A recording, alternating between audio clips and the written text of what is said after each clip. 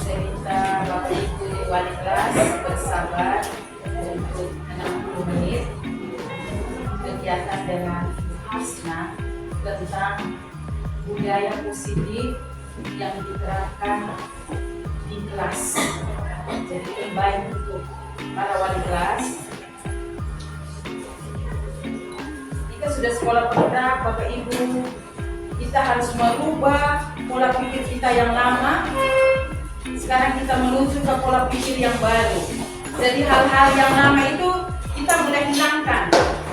Sekarang kita menuju ke satu kurikulum yang baru. Tentunya itu kita harus bertemu terus. Karena Bapak Ibu kita tidak ada pelatihan khusus.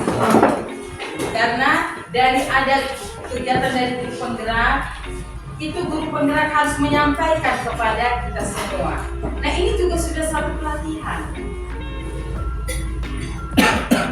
Dan itu dia mulai bergerak dari satu kelas yang kecil, dari wali kelas dulu.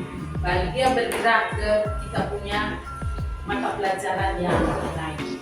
Jadi kalau wali kelas dengan anak didik sudah bagus, pada saat dia mengajar dari satu kelas ke satu kelas juga akan lebih bagus. Dan itu saya berikan waktu kepada Ibu Hasna 60 menit. Bapak Ibu bisa menyimak, bisa memahami, dan bisa melaksanakan pada anak didik, anak wali tentang budaya positif. Saya berikan waktu Ibu Hasna. Tidak akan hadir kegiatan hari ini. Sekian dan terima kasih. Selamat melaksanakan. Terima kasih Bapak Ibu Guru sudah hadir di sini, bantu saya untuk melaksanakan tugas dan berbagi pemahaman kepada Bapak Ibu Guru. Saya tidak bermaksud untuk mengajar Bapak Ibu Guru, tidak. Saya tidak bermaksud untuk mendikte Bapak Ibu Guru, tidak. Tetapi seperti yang saya bilang tadi, saya hanya ingin berbagi pemahaman. Jika setelah pemberian materi ini ada pertanyaan atau ada hal yang mau kita diskusikan, silakan. Kalau saya bisa menjawab, saya akan usahakan untuk menjawab. Kalau memang saya butuh bantuan Bapak Ibu Guru untuk kita diskusi sama-sama, tidak apa-apa. Kita mau mengubah sedikit pola pikir kita. Semoga ini bisa mengubah pola pikir kita walaupun sedikit saja. Bapak Ibu Guru, kita tahu bahwa kita punya zaman dengan anak-anak punya zaman sekarang ini sudah jauh sekali berbeda, betul kan tidak? Betul, sudah jauh berbeda. Kalau dulu ada pepatah bilang bahwa di ujung rotan itu ada emas. Tidak berlaku sekarang Bapak Ibu. Sekarang itu zamannya sudah berbeda. Terus kira-kira bagaimana kita hadapi yang ini? Satu hal dari sekian banyak strategi yang Bapak Ibu bisa terapkan sebagai pendidik, itu bisa pakai satu penerapan yang kami sebut dengan budaya positif. Sebenarnya apa itu budaya positif? Nah, budaya positif ini sebenarnya adalah pembiasaan-pembiasaan atau kebiasaan-kebiasaan yang kita lakukan yang kemudian akan membentuk sebuah karakter. Nah, karakter ini yang mau kita buat supaya baik dan menjadi budaya positif di kita punya sekolah.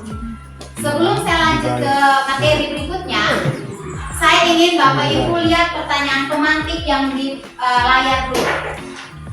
Apakah Bapak Ibu setuju dengan pernyataan bahwa hukuman dapat mendisiplinkan anak? Setuju? Pemberian hukuman dengan hal positif seperti membaca atau membersihkan halaman sekolah dapat meningkatkan disiplin anak. Setuju? Setuju. Berarti suaranya tidak terdengar, tidak setuju. Yang ketiga, memberi penghargaan dapat meningkatkan motivasi belajar anak. Setuju. Setuju. Baik, saya tidak validasi jawaban Bapak Ibu sekarang, tapi saya akan bantu validasi setelah materi ini. Ini materi yang kurang lebih akan saya sampaikan. Jadi ini adalah materi-materi dalam budaya positif yang akan kita bagi sesama kita berbagi pemahaman Bapak Ibu, bukan cuma saya. Makanya dari saya bilang saya tidak mengajar Bapak Ibu, saya juga tidak mendikte Bapak Ibu. Dari disiplin positif sampai dengan segitiga restitusi, kita lihat yang disiplin positif. Kenapa ada kata disiplin positif? Apakah memang ada disiplin negatif? Pada dasarnya disiplin itu berhubungan sama kontrol diri Bapak Ibu. ini ada perubahan paradigma tentang teori kontrol atau ilusi kontrol. Ilusi yang pertama ini adalah hal-hal yang terjadi yang kita anggap dia memang betul-betul terjadi, memang dia kenyataan, tapi pada dasarnya itu bukan hal yang baik dan bukan hal yang nyata. Yang pertama, guru mengontrol murid. Kita sama-sama tahu Bapak Ibu bahwa kita itu biasanya bikin peraturan dengan tujuan untuk mengontrol kita punya anak-anak. Tapi sadar atau tidak bahwa kita tidak bisa mengontrol orang lain. Berdasarkan teori kontrol, tidak ada manusia satupun yang bisa mengontrol orang lain. Yang bisa mengontrol siapa? Diri sendiri. Jadi ketika Bapak Ibu berpikir atau saya dulu juga berpikir bahwa saya bisa kontrol murid-murid, pada dasarnya bukan saya bisa kontrol, tapi mereka yang bersedia untuk dikontrol. Contohnya dari mana? Ketika Bapak Ibu bikin peraturan, semua anak di dalam kelas harus buat tugas. Adakah tidak yang pernah tidak membuat tugas? Ada. Itu artinya mereka sudah lepas dari kontrol diri mereka. Jadi Bapak Ibu merasa bahwa Bapak Ibu lagi kontrol mereka tidak mau kerja tugas, Bapak Ibu gagal mengontrol mereka. Sehingga guru mengontrol murid itu adalah salah satu ilusi. Itu sebenarnya tidak terjadi. Yang terjadi sebenarnya adalah guru yang bersedia untuk dikontrol. Tujuannya apa? Dia menghindari hukuman, salah satu. Yang kedua, dia menghindari ketidaknyamanan. Mungkin saja ketika ibu dong kasih tugas dia tidak mau kerja, itu dia ibu tidak bisa kontrol, tapi bagi yang lain saya harus kerja supaya saya tidak kena hukuman. Karena dia punya tujuan. Yang kedua, bahwa kritik dan membuat orang merasa bersalah dapat menguatkan karakter. Saya juga pernah melakukan. Saya pernah melakukan dengan bahasa yang halus tetapi isinya menyakitkan. Saya lakukan Bapak Ibu. Ketika saya punya nada suaranya pelan tapi saya omong menyakitkan bagi siswa, itu saya pernah lakukan. Dan itu saya berpikir bahwa ketika saya menghadapi anak yang berbuat salah dan saya semakin meningkatkan dia punya rasa bersalah, saya pikir bahwa itu bisa mengembalikan dia punya karakter baik. Ternyata tidak. Contohnya, dia sudah berbuat salah dan kita harap bahwa nanti sebentar dia akan menjadi baik. Belum tentu Bapak Ibu. Bisa jadi ketika Bapak Ibu marah-marah dia sekarang, besok dia buat lagi. Bapak Ibu punya kata yang menyakitkan bagi dia simpan sampai dia lulus. Belum sampai nanti dia ketemu Bapak Ibu lagi di masa sini. Jadi ini hanya sebenarnya ilusi. Bapak Ibu tidak bisa buat dia rasa bersalah kemudian memperbaiki karakternya, itu tidak bisa. Kemudian yang berikutnya, semua penguatan positif efektif dan bermanfaat. Contoh penguatan positif, bujukan. Kerja sudah, nanti pasti uang 10.000. Bapak Ibu, sebelumnya saya sampaikan bahwa sebelum saya sampaikan materi ini, saya sudah terapkan di beberapa siswa dan saya punya anak sendiri. Beberapa hal, tidak semua tidak semua karena di materi ini terlalu banyak. Dan saya perlu coba di orang dulu baru saya bicara. Jadi beberapa hal ini saya pernah coba di saya punya anak walaupun dia masih kecil dan beberapa siswa. Berhasil atau tidak? Sebagian berhasil. Namanya proses, kita butuh waktu lama untuk jadi lebih baik. Jadi memang tidak semua hal kita buat langsung terjadi. Yang tadi bujukan, ini mungkin anak-anak akan mau, oh ya saya mau kerja ini tugas. Tapi kalau umpamanya dia dibujuk terus, lalu kemudian suatu saat dia sudah tidak mau dengan bujukan itu, dia tidak akan melakukan hal yang sama. Itu yang disebut dengan ilusi. Kemudian, bahwa orang dewasa memiliki hak untuk memaksa. Kita memang suka paksa anak kecil, tapi sadar atau tidak Bapak Ibu, mereka menyimpan hati yang tidak enak untuk kita. Bisa saja kita ketemu di jalan dengan mereka, dan itu memang sudah berulang kali terjadi. Mereka tidak menuduh kita, kita pernah marah mereka. Karena ilusi-ilusi tadi, maka terjadi perubahan paradigma dari stimulus respon. Mungkin Bapak Ibu Doi belajar pedagogi pernah baca tentang materi ini, stimulus respon. Kita dulu tuh belajar, pegang ada teori stimulus respon. Sekarang sudah berubah menjadi teori kontrol. Jadi siapa sesungguhnya yang memiliki kontrol? Jawabannya adalah diri kita sendiri yang bisa kontrol kita sendiri, tidak ada orang lain. Kalau stimulus respon itu teorinya kita mencoba mengubah orang lain agar berpandangan sama seperti kita. Saya mau itu anak dong semua, itu saya mau. Itu stimulus respon. Padahal kalau secara teori kontrol kita harus memahami dong punya pandangan. Kita tidak bisa paksa mereka. Kalau kita sebagai guru memang betul ada saatnya kita memang harus mengatur mereka supaya mereka punya karakter lebih baik. Betul Bapak Ibu. Saya tidak salahkan itu. Tapi mungkin kita sudah mulai berubah, kita punya cara menjadi lebih baik. Kemudian perilaku buruk dilihat sebagai suatu kesalahan kalau stimulus respon. Jadi kalau dia nakal ya kita bilang oh pokoknya salah. Teori kontrol tidak. Semua yang dilakukan oleh manusia itu memiliki tujuan. Bisa karena dia menghindari hukuman, bisa karena dia menghindari ketidaknyamanan, atau bisa juga karena dia menghargai dia punya diri. Nanti saya jelaskan di slide berikutnya. Ini saya lanjut saja. Yang bagian saya bisa mengontrol orang lain, stimulus respon, itu saya berpikiran bahwa saya bisa mengontrol orang lain. Ternyata tidak. Itu orang, dia yang bersedia untuk dikontrol oleh kita. Misalnya, ayo buat MPP. Saya tidak mau. Saya mau nanti buatnya besok saja. Saya atur saya punya diri Bapak Ibu. Tapi kalau umpamanya kita dipaksa, ayo buat MPP, kita akan buat dengan terpaksa. Itu bukan kontrol diri. Kemudian sebenarnya apa makna kata disiplin? Budaya positif itu erat kaitannya dengan disiplin. Nah kalau kita selama ini kita tahu bahwa disiplin ini peraturan, hukuman, tata tertib, ancaman. Pada dasarnya aslinya tidak. Disiplin itu dia punya arti sebenarnya itu belajar, dan dia punya arti adalah kontrol diri, disiplin. Jadi yang selama ini kita bilang, oh ya disiplin itu peraturan, kau harus disiplin, artinya kau harus menaati peraturan. Tidak.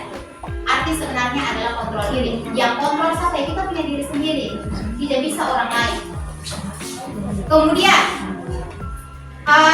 disiplin biasanya berhubungan dengan ketidaknyamanan selama ini, padahal aslinya tidak. Yang dimaksud dengan disiplin diri atau kontrol diri itu biasanya membuat orang, ini pengertian aslinya, membuat orang menggali potensinya sendiri.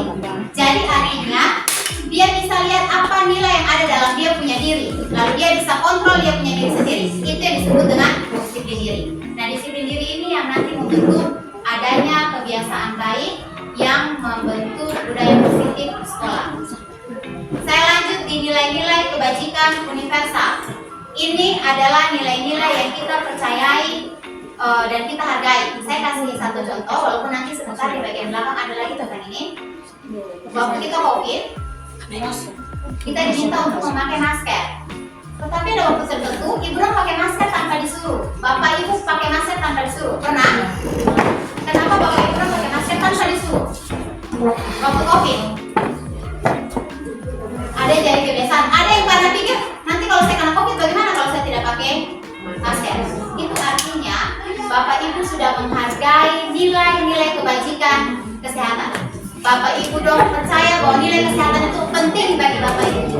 Jadi itu yang disebut dengan nilai kebajikan.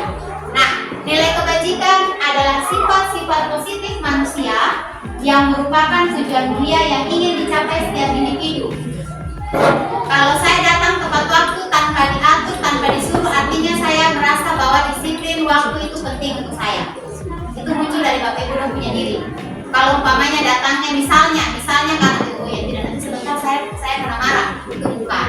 Tapi kalau memang bapak ibu dong, saya memang orangnya tepat waktu, saya harus datang tepat waktu. Itu yang disebut dengan nilai-nilai kebajikan yang bapak ibu hargai dan percaya. Karena memang nilai-nilai itu. Setiap perilaku atau perbuatan memiliki suatu tujuan. Yang tadi saya bilang, dia mungkin menghindari hukuman, atau dia mau dapat penghargaan bisa, atau dia menghindari ketidaknyamanan. Kemudian, dengan mengaitkan nilai-nilai kebajikan yang diyakini seseorang, maka motivasi intrinsik atau motivasi dari dalam akan terbangun.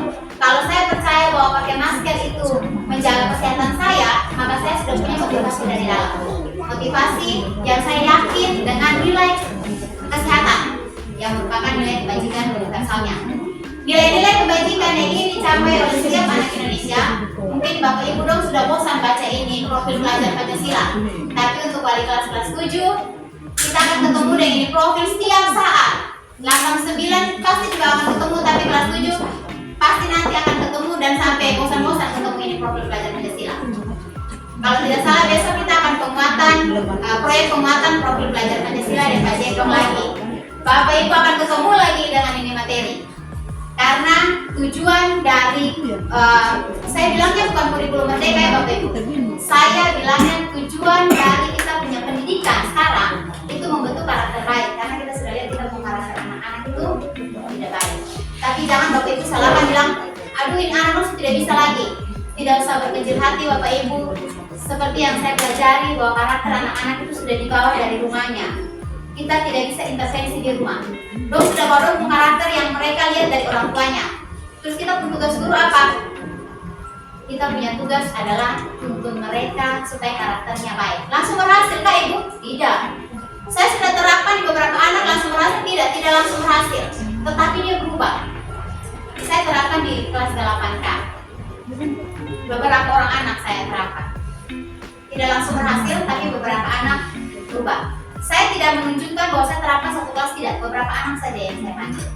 Kita lihat teori motivasi, hukuman dan penghargaan, kemudian restitusi. Bapak Ibu, perilaku manusia itu biasanya dilakukan berdasarkan tujuan tertentu dan berdasarkan motivasi tertentu. Kalau kita lihat teori motivasi, yang pertama, untuk menghindari ketidaknyamanan atau hukuman. Daripada saya kena marah, mendingan saya datang pagi. Itu Bapak Ibu menghindari ketidaknyamanan atau hukuman. Untuk mendapatkan imbalan dari orang lain, supaya saya kena puji dari saya punya atasan, saya datang pagi. Itu motivasinya eksternal Bapak Ibu, bukan Bapak Ibu percaya bahwa saya memang harus datang pagi nih. Sedangkan yang ketiga, untuk menghargai diri sendiri. Jadi saya memang orangnya tepat waktu, jadi saya akan datang tepat waktu. Jadi model seperti itu. Minta maaf Bapak Ibu guru kalau umpamanya saya bicara di sini dan kemudian Bapak Ibu bilang dia sudah lakukan ke belum ya? Sebagian saya sudah lakukan. Beberapa hal saya masih proses Bapak Ibu. Namanya perubahan, kita tidak bisa satu kali balik telapak tangan dan kemudian berhasil. Tidak. Saya juga lagi proses. Saya berharap dengan berbagi ini Bapak Ibu punya pola pikir sedikit berubah. Tidak apa-apa, saya juga sebelum ikut guru penggerak saya punya pola pikir itu agak bertentangan dengan guru-guru penggerak lain. Tapi perlahan saya mulai mengerti bahwa oh ya, tujuan mereka sebenarnya di sini dan kemudian mereka maunya seperti ini. Saya juga belajar. Kemudian yang dua di atas itu untuk menghindari ketidaknyamanan masuk dalam motivasi eksternal, sedangkan yang untuk menghargai diri sendiri ini adalah motivasi yang muncul dari kita punya diri sendiri karena memang kita percaya.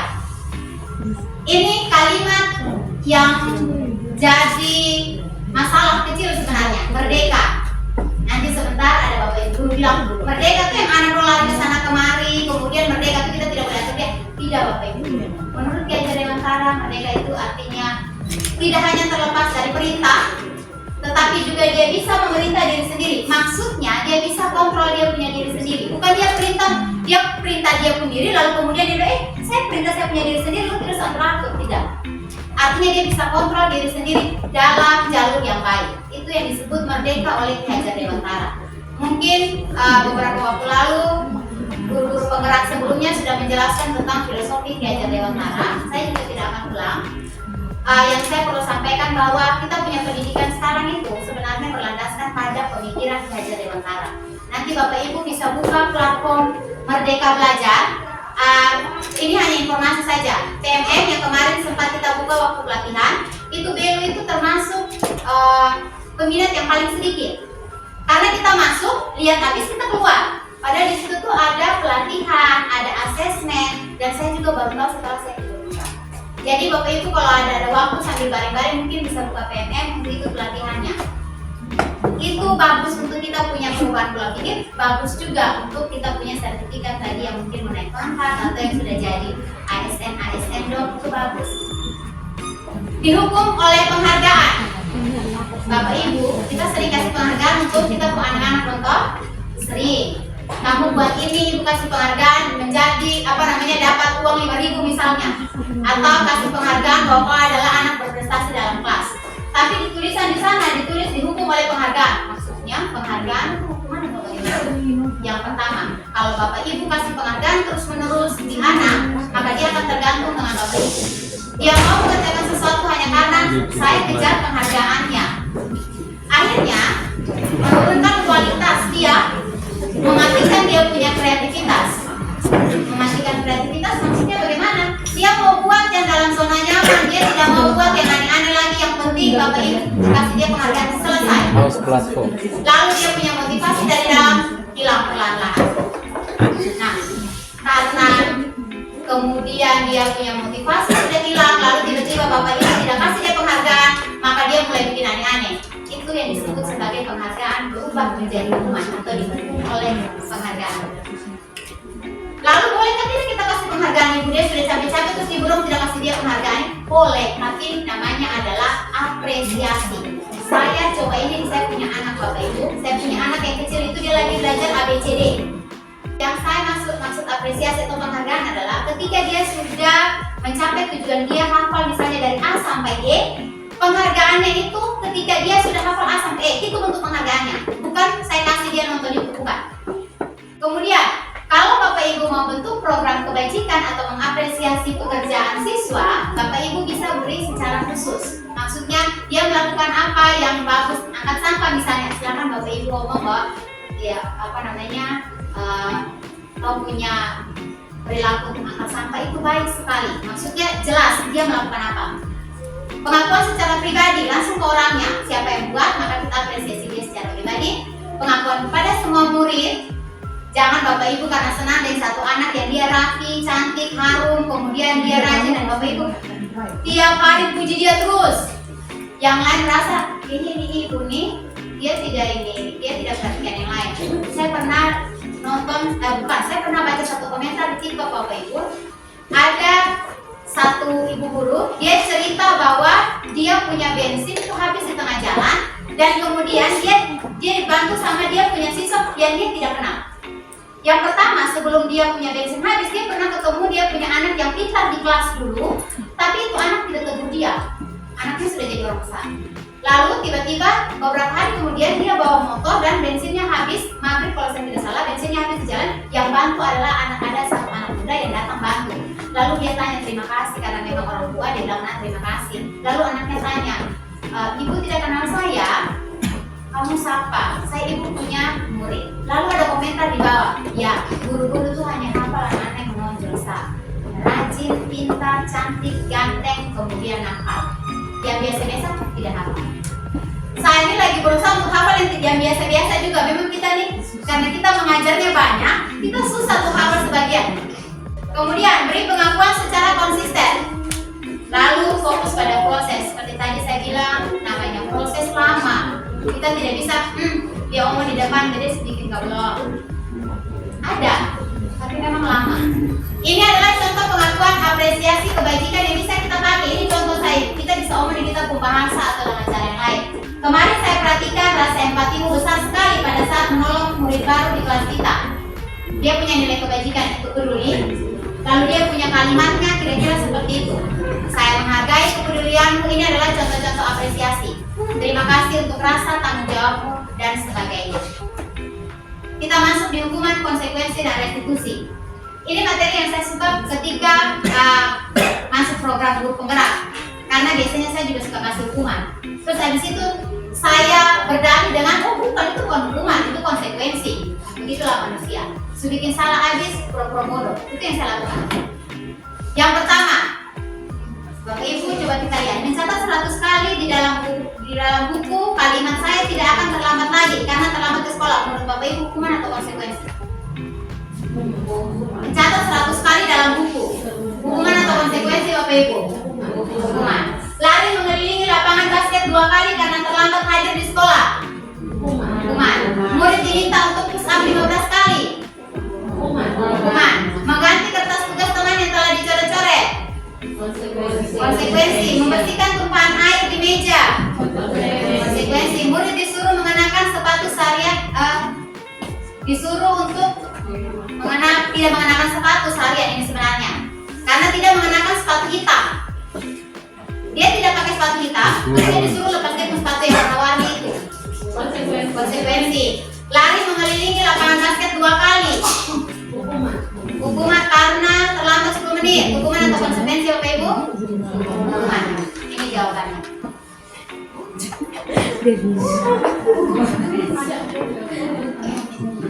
Yang 2 terakhir kita terbalik-terbalik. Terus kita tahu hukuman mana, konsekuensi mana? Konsekuensi ditandai dengan dia melakukan hal sesuai dengan dia punya kesalahan. Contoh, saya mengelilingi lapangan basket 2 kali karena terlambat 10 menit itu PJK. PJK itu ada materi lari dan itu disebut dengan konsekuensi. Ada hukumannya. Kalau yang murid disuruh untuk tidak mengenakan sepatu, dia pakai sepatu warna lain, kenapa suruh dia lepas sepatu? Maksudnya tidak ada hubungannya. Apalagi seperti yang di atas, mencatat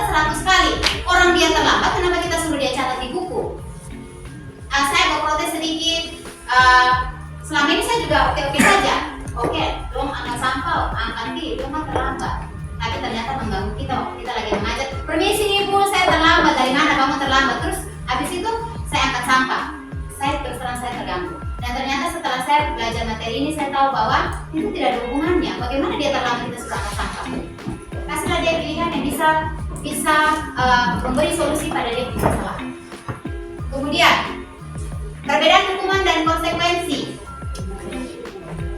Yang hukuman pasti menyakitkan, dia emosi dengan bapak ibu, pasti dia akan simpan dia punya hati untuk bapak ibu dong. Lalu konsekuensi, sesuatu harus terjadi, memang terjadi. Karena ibu dong sudah sepakat nih, kita sudah sepakat di kelas ya, tidak boleh terlambat. Kalau terlambat, nanti kau bikin ini, itu konsekuensi sebenarnya. Tapi arti sebenarnya konsekuensi itu melakukan suatu hal yang berhubungan dengan kesalahannya. Kemudian membuat anak sakit, hukuman, anak membenci kedisiplinan, dia tidak suka dia pelaku, paksaan, mendorong anak menyakiti diri sendiri, konsep diri yang buruk, maksudnya ini disebut dengan identitas gagal. Anak belajar untuk menyembunyikan kesalahan, ini terjadi nih, kadang-kadang anak kecil itu kita tanya, ini saya tidak buat, karena dia takut apa? Hukuman. Kemudian, anak belajar untuk menyembunyikan kesalahan, marah, rasa bersalah, dipermalukan, merasa tidak dihargai. Ini biasanya menyimpan seperti dendam, ingin kita di dalam tidak akan tersentuh. Konsekuensi, sesuatu harus terjadi membuat anak merasa tidak nyaman pasti, karena dia sudah melanggar dan dia harus memperbaiki, pasti tidak nyaman. Anak menghargai disiplin, tapi dia tahu disiplinnya. Stimulus tanggapan, mendorong anak agar mudah menyesuaikan diri, konsep diri yang baik, anak belajar untuk mematuhi peraturan, dan tapi dia sempat kehilangan hak dan dibuat tidak nyaman kalau konsekuensi. Terus bagusnya apa yang kita terapkan? Ada satu konsep yang disebut dengan restitusi yang paling tinggi. Bapak Ibu bisa lihat perbedaan antara hukuman, konsekuensi, dan restitusi. Restitusi itu anak tidak dihukum. Nanti Bapak Ibu udah bilang, tambah kita ke anak dong. Sekurang aja kita tidak hukum dia lagi. Pertama naik habis ini dia tabrak kita di jalan sudah. Bapak Ibu, ada yang disebut dengan restitusi, kita memberikan dia pilihan. Bukan pilihan bahwa lu mau bikin ini atau tidak. Pilihannya itu dia memperbaiki kesalahan yang dia buat. Itu yang disebut dengan restitusi. Saya terus terang ini lumayan susah untuk saya terapkan. Mungkin karena saya juga lagi belajar, jadi ini lumayan susah untuk saya terapkan. Saya juga lagi belajar. Kebetulan anak-anak juga baru masuk, jadi saya agak susah untuk terapkan di anak-anak sekolah karena baru masuk sekolah. Kalau hukuman kita sudah jelas, kita sering buat, konsekuensi sering, restitusi ini adalah bagian pilihan. Tapi pilihannya itu bukan Bapak Ibu yang kasih. Misalnya, karena kau bikin kesalahan, kau mau pilih mana? Kau mau pilih push up atau kau mau pilih jongkok? Bukan. Tapi dia yang memberikan pilihannya. Jadi dia yang akan memberikan solusi. Karena saya sudah ganggu saya punya teman, maka saya harus minta maaf ke dia dan tidak ganggu dia. Itu keluar dari anak sendiri, bukan kita yang kasih pilihan. Korban mendapatkan ganti, maksudnya kayak tadi dia ganggu teman, nanti dia punya korbannya itu pasti dia datang minta maaf di korbannya dan hatinya agak disembuhkan sedikit. Masalah terpecahkan, murid belajar bertanggung jawab, fokus pada pemecahan masalah, dan ini berhubungan sama nilai-nilai yang kita yakini atau nilai-nilai yang kita hargai kayak tadi. Apa itu restitusi? Restitusi adalah proses menciptakan kondisi bagi murid untuk memperbaiki kesalahan mereka sehingga mereka bisa kembali kepada kelompok mereka dengan karakter yang lebih kuat. Kita tidak menghukum. Ini tidak menghukum Bapak Ibu. Restitusi ini tidak menghukum. Kenapa sampai tidak menghukum? Ketika Bapak Ibu menghakimi mereka, ada kemungkinan-kemungkinan yang akan terjadi. Yang pertama, mungkin mereka akan rasa bersalah terus. Yang kemudian mereka akan kami sebutnya dengan identitas buruk. Jadi dia merasa bahwa aduh saya ini kayak macam ibu dia, saya ini jelek sekali. Maksudnya saya punya sifat ini jelek sekali. Itu identitas buruk. Kalau restitusi, kita validasi dia supaya dia tahu memang bahwa dia salah, tetapi dia tidak merasa ditekan atau dipojok-pojok. Restitusi juga merupakan proses kolaboratif. Nah ini kolaboratif antara guru dan siswa. Saya tidak bawa speaker, tapi saya sudah ini penerapannya, ini skenario. Restitusi yang saya terapkan ke siswa 8K itu adalah skenario, artinya dia punya skripnya. Itu bagian dari tugas, tapi nanti saya akan setuju, cuman agak susah karena speaker. Kemudian mengajarkan murid untuk mencari solusi untuk masalah mereka. Kita tidak kasih solusi karena kau melakukan kesalahan silakan kau kerjain, tidak. Tapi mereka yang beri solusi pada masalah yang mereka buat. Ingin menjadi tujuan mulia dan bagaimana mereka harus memperlakukan orang lain. Ciri-ciri restitusi bukan untuk menebus kesalahan, namun untuk belajar dari kesalahan supaya dia tidak mengulangi. Kalau motivasinya muncul dari dia, insya Allah dia tidak akan mengulangi, Bapak Ibu. Karena dia tahu bahwa harusnya dia percaya nilai itu dan dia tidak akan mengulangi kesalahan yang sama. Memperbaiki hubungan. Bapak Ibu yang suka hukum termasuk saya, ngomong dengan bahasa nada pelan tapi bahasanya menyakitkan. Kita tuh sama seperti lagi merusak kita punya hubungan dengan orang lain. Itu juga baru saya sadar, oh ya saya punya mulut yang selama ini agak tajam untuk anak-anak. Saya merusak saya punya hubungan dengan orang. Betul. Saya memang belum bisa lepas dengan saya mulut yang agak tajam. Bukan cuma yang sisa kadang-kadang yang gurih juga. Kemudian ini tawaran bukan paksaan. Restitusi ini tawaran. Maukah tidak kau bikin ini? Maukah tidak kau memperbaiki kau punya kesalahan? Itu tawaran. Mau Ibu. Kalau dia tidak mau bagaimana terus? Kita cari jalan lain. Kita di guru pintar Bapak Ibu. Restitusi menuntut untuk melihat ke dalam diri. Maksudnya kita lihat kira-kira dia yakinkah tidak sih kalau umpamanya dia tuh sering terlambat. Kalau kita tanya sebenarnya kau yakinkah tidak dengan nilai disiplin ini? Itu maksudnya untuk menuntut ke dalam diri. Restitusi mencari kebutuhan dasar yang mendasari tindakan. Cara yang paling baik fokus pada karakter. Kita memperbaiki karakter bukan memperbaiki tindakan. Kita anak-anak punya karakter ini sudah lumayan hebat. Fokus pada solusi dan mengembalikan murid yang berbuat salah pada kelompoknya. Kalau anak-anak sebuah salah, kita ngomel tambah dia, kita hukum tambah dia, terus dia kontak tertawa dia. Itu dia punya hatinya hancur dobel-dobel. Restitusi mencari jalan supaya dia punya hati tidak hancur, tapi dia masalah terselesai. Kita lanjut ke keyakinan kelas.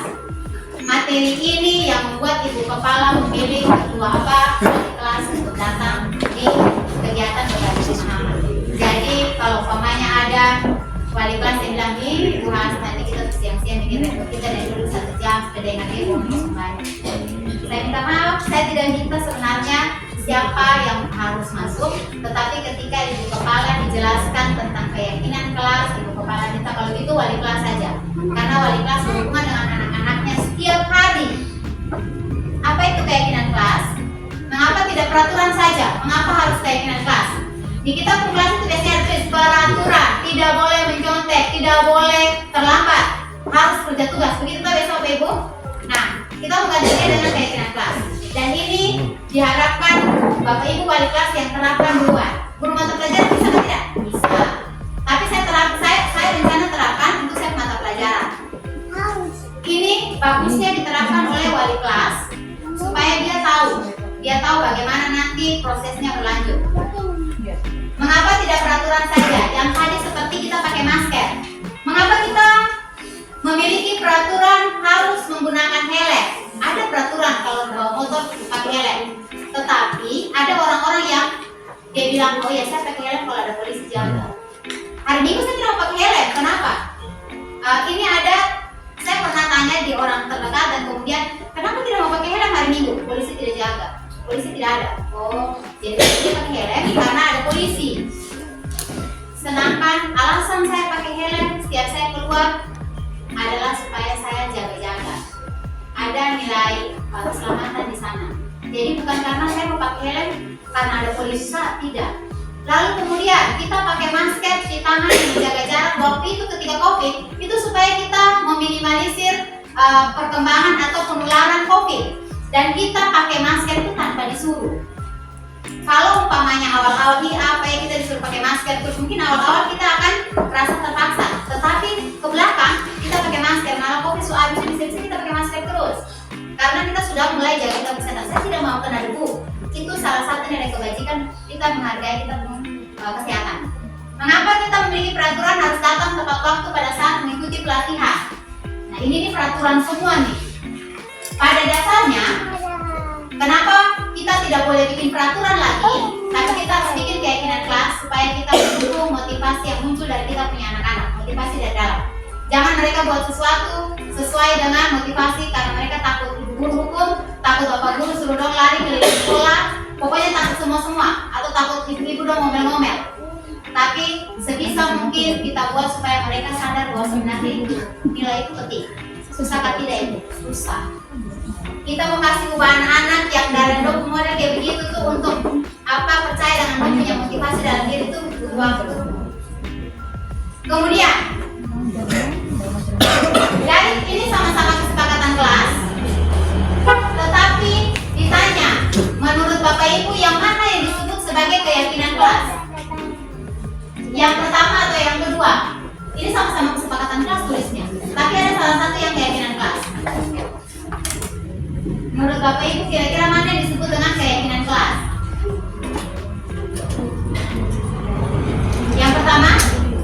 Yang pertama sana, yang kedua keyakinan ya. Keyakinan itu ditulis dalam bentuk kata positif. Itu sebabnya kemarin Ibu Kepala bilang tolong sampaikan bahwa di kelas kalau bikin kesepakatan atau peraturan kelas tidak boleh memasukkan kata-kata negatif. Jadi kalau nanti Bapak Ibu balik ke kelas harus datang tepat waktu, Bapak Ibu dong harus yakin sudah. Dia punya contoh kira-kira model seperti ini. Atau yang untuk datang terlambat, saya mungkin untuk datang terlambat saya akan tulis semua siswa disiplin waktu. Selesai. Kita tidak suruh, kita tidak bilang kamu harus datang tepat waktu, tidak boleh datang terlambat. Kalimat-kalimat negatif itu sebisa mungkin kita kurangi pelan-pelan supaya adanya hanya kalimat-kalimat positif yang kita sesuai dengan keyakinan kelas, bukan lagi kesepakatan kelas, Bapak Ibu. Ini peraturan. Kemudian keyakinan kelas. Kalau keyakinan itu biasanya dia kalimat pendek dan dia lebih fokus pada nilai-nilainya, nilai-nilai kebajikannya. Kalau peraturan selalu kembalikan buku ke tempatnya, panjang, kalimat suruhan. Keyakinan kelas cuma tulisan tanggung jawab. Dia harus tanggung jawab pada dia punya jadwal tiket, dia harus tanggung jawab untuk mengembalikan buku, dia harus tanggung jawab pada dia rekaman kelas dan lain-lain. Tapi Bapak Ibu, karena kita baru mulai, Bapak Ibu dong harus jelaskan untuk kita ke anak-anak. Saya kasih contoh seperti ini. Ini yang mau akan saya terangkan. Mungkin Bapak Ibu bisa modifikasi sedikit. Jadi, mau bikin keyakinan kelas ini nih, kita tidak mungkin bilang keyakinan apa yang kau percaya. Anak-anak dong akan bingung. Nanti dia bilang maksud apa sebenarnya Ibu? Kita mau buat apa sebenarnya Ibu? Oh, kita tidak ngerti. Nah, caranya adalah Bapak Ibu tuntun dong. Anak-anak, kalau misalnya Ibu lagi belajar, Ibu lagi mengajar, kemudian kalau ada di posisi Ibu lagi mengajar, ada yang masuk terlambat, tidak salah, tidak apa-apa, terganggu atau tidak? Pasti mereka menjawab terganggu Ibu. Nah, ini kira-kira berhubungan sama nilai apa? Jadi kita tuntun pelan-pelan. Kalau mereka tidak tahu jawab, ya kita jawab untuk mereka. Ini berhubungan sama nilai disiplin. Maka kita bisa bikin keyakinan kelas tentang disiplin. Tulislah disiplin. Jadi kita tuntun karena memang hal ini hal baru, tidak bisa langsung kasih. Lalu caranya bagaimana? Bapak Ibu bisa kumpul mereka dalam beberapa kelompok satu kelas, lalu bagikan kertas, lalu suruh mereka tulis apa yang boleh dan tidak boleh dilakukan di dalam kelas ketika jam pelajaran atau di luar jam pelajaran. Contoh, buang sampah sembarangan. Misalnya lu tulis di luar jam pelajaran buang sampah sembarangan, atau ketika jam pelajaran menyontek. Bapak Ibu bisa bagi ke kelompok, lalu minta mereka tulis apa yang boleh dan tidak boleh. Kemudian kumpulkan, bukan kumpulkan sebenarnya, Bapak Ibu lihat, lalu Bapak Ibu tuntun bahwa itu dia mengandung nilai kebajikan yang mana. Seperti yang ini, dilarang menggunakan narkoba. Keyakinan kelas itu berhubungan sama kesehatan. Dia kalau tulis keyakinan itu memang dia cakupannya lumayan banyak. Kadang-kadang bikin bingung, tapi kita punya tugas untuk menjelaskan ke mereka bahwa ini mencakup apa saja di dalam kelas yang boleh dan tidak boleh. Keyakinan kelas biasanya dituliskan atau di print boleh, kemudian ditandatangani satu kelas. Dia kemudian begitu Bapak. Ditandatangani satu kelas artinya satu kelas itu setuju dengan yang kalian buat, lalu kemudian ditempellah di tempat yang gampang untuk dilihat. Jangan Bapak Ibu belum sembunyikan di balik pohon-pohon, di balik ruang kelangtung, tidak bisa. Kebutuhan dasar manusia dan dunia berkualitas. Ini kita punya kebutuhan dasar. Ini berhubungan dengan perilaku yang dilakukan kita punya anak ini atau kita sendiri juga. Kebutuhan dasar manusia yang pertama bertahan hidup, makan, minum itu untuk bertahan hidup, itu tidak diragukan lagi.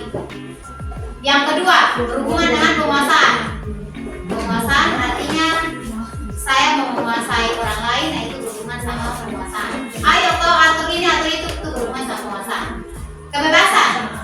Saya tidak mau ikut Ibu Hasna punya pelajaran karena Ibu Hasna ceramah terus. Saya mau ikut pelajaran lain, saya mau bebas, lari-lari di luar. Gaya belajar kinestetik. Mari kita belajar kinestetik. Lanjut kesenangan. Dia ganggu dia punya kawan dan kemudian kamu kenapa suka ganggu dia? Senang saya soalnya dia cengeng. Kesenangan. Kasih sayang dan rasa diterima. Ini yang banyak kita tidak lakukan. Anak-anak itu kadang-kadang kita bilang, dia tuh cari muka memang dia lagi butuh perhatian. Tapi kadang-kadang butuh perhatian itu menjengkelkan. Itu betul. Ini lumayan panjang, tapi saya ini saja. Jadi ini Pak Zulfikar ini contoh karena kita mau lihat kira-kira dia punya kebutuhan dasar manusianya apa. Ini Pak Zulfikar ini kepala sekolah baru, datang di satu sekolah dan kemudian ada guru senior yang kalau dia lagi rapat, jadi guru senior suka sekali tanyanya aneh-aneh.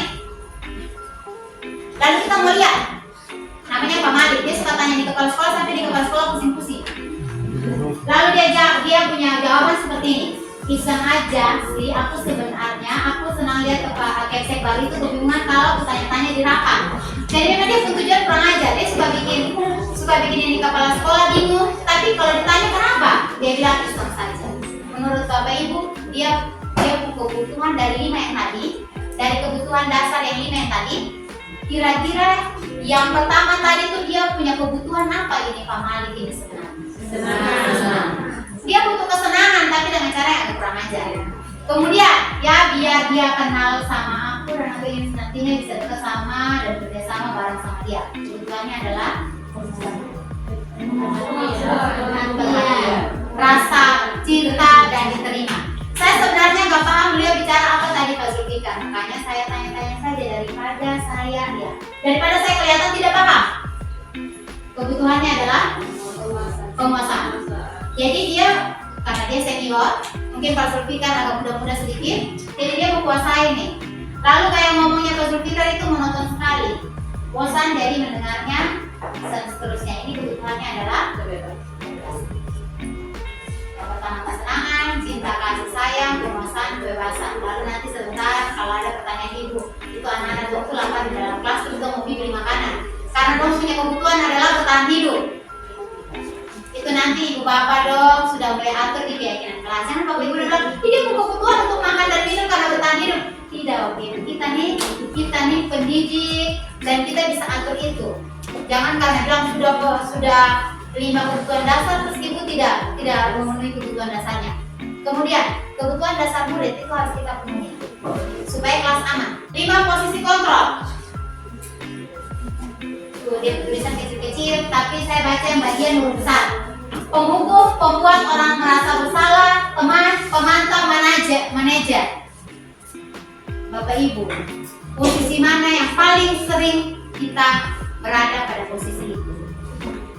Kalau saya kadang suka sebagai penghukum.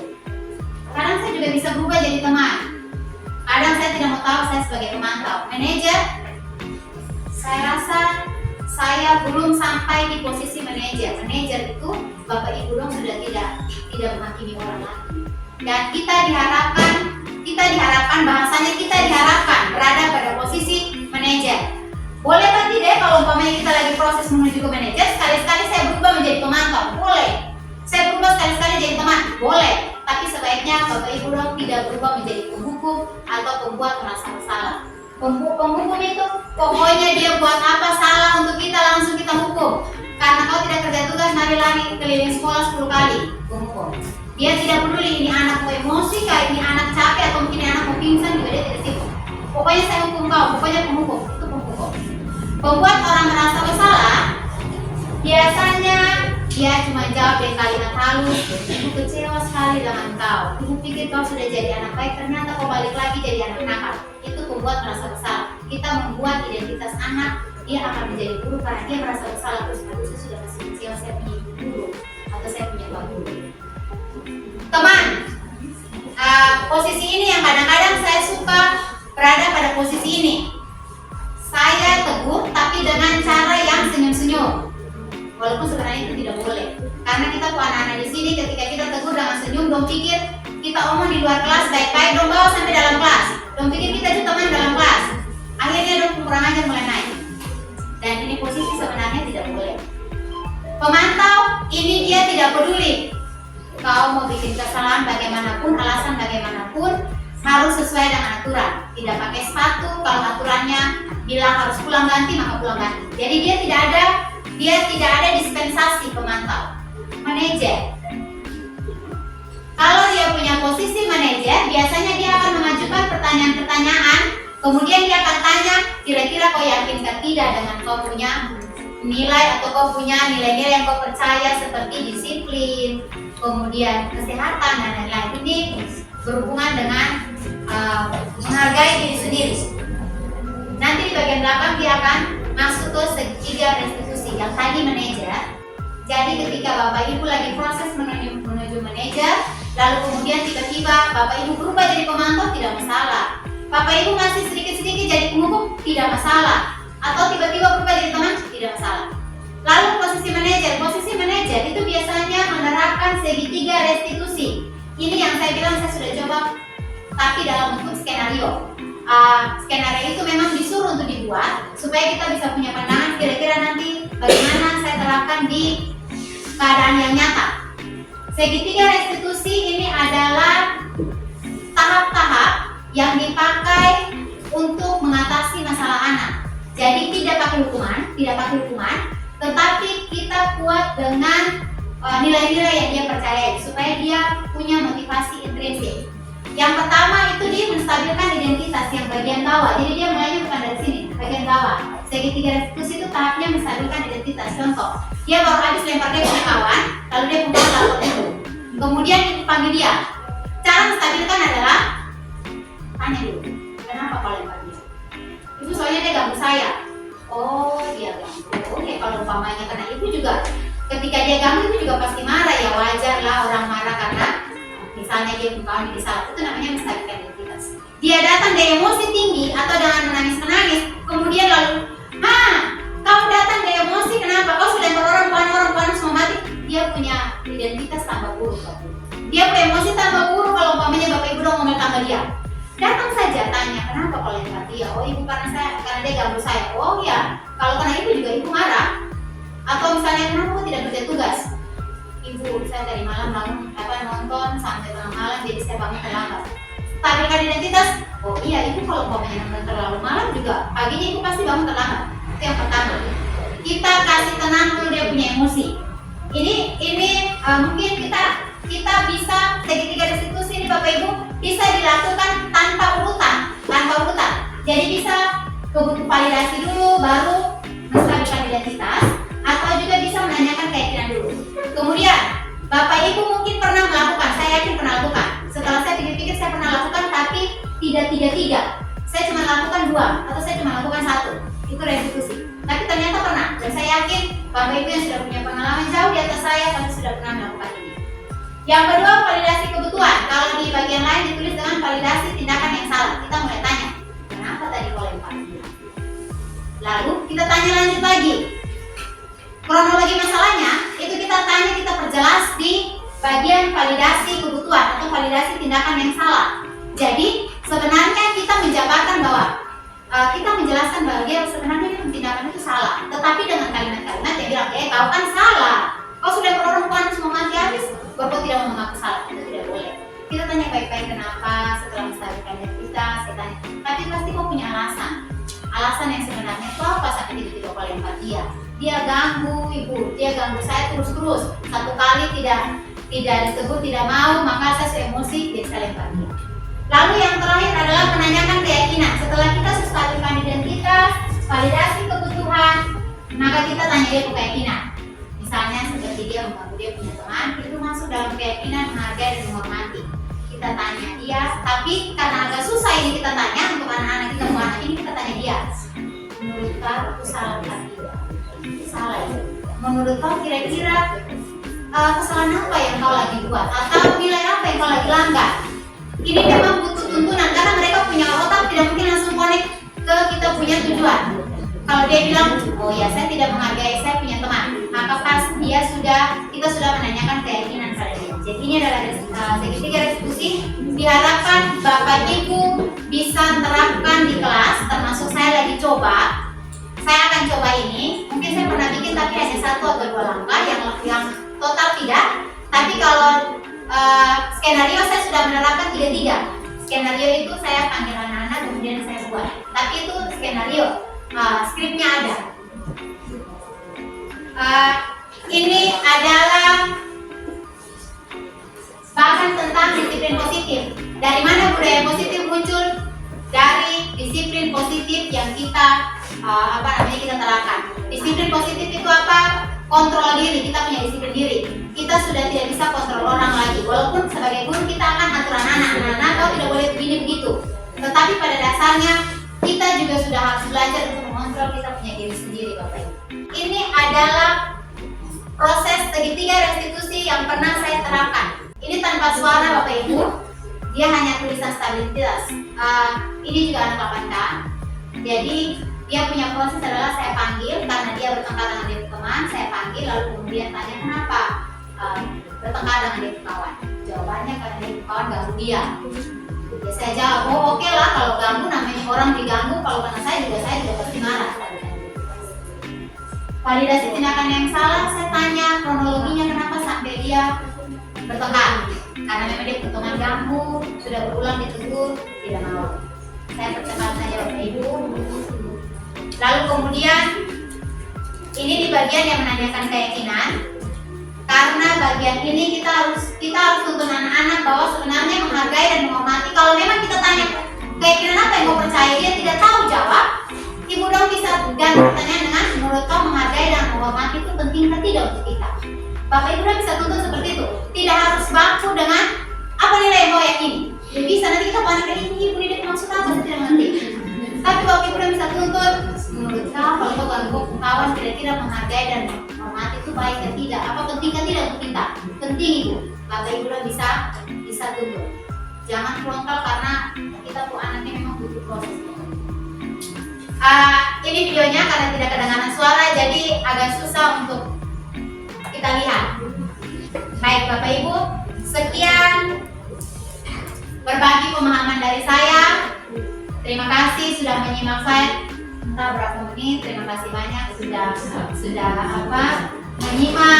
Kalaupun ada pertanyaan boleh Bapak Ibu sampaikan, tapi kalau tidak ada pertanyaan berarti semoga ini bisa mengubah sedikit pola pikir Bapak Ibu. Kira-kira ada pertanyaan kah Bapak Ibu? Tidak ada ya? Baik, kita pulang sudah ya? Baik Bapak Ibu, terima kasih untuk semuanya. Kalau ada yang kurang mohon dimaafkan. Selamat siang. Terima kasih.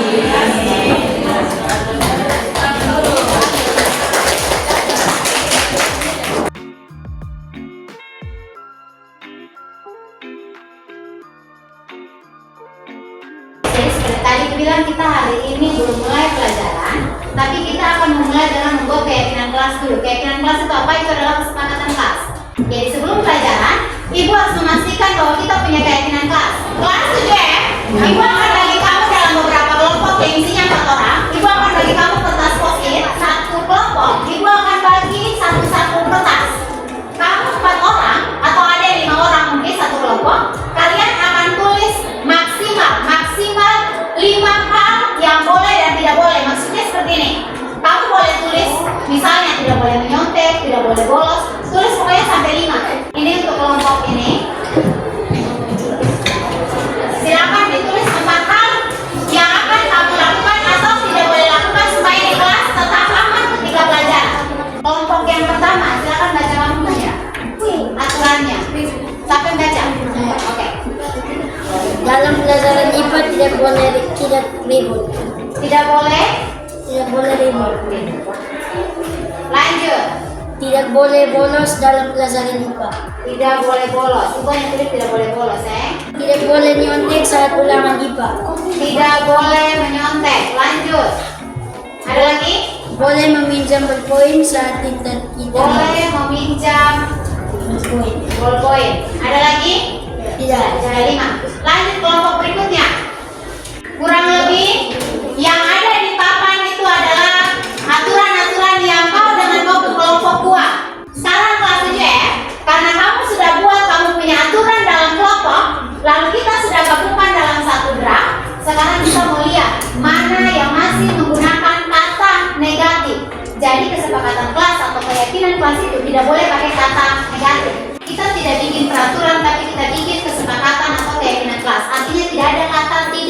dia. Kita ganti dia. Tidak membuang sampah dalam kelas. Menjaga kebersihan. Menjaga kebersihan. Lanjut. Tidak melawan guru. Dia punya penggantiannya. Menghormati guru. Menghormati guru. Kalian? Baik. Kelas 7 karena tadi lihat yang di papan. Kita sudah bikin kesepakatan kelas, sudah ada yang kamu tulis, kita sudah setujui, kita sudah lihat dia punya nilai-nilai kebajikannya atau nilai-nilai universalnya.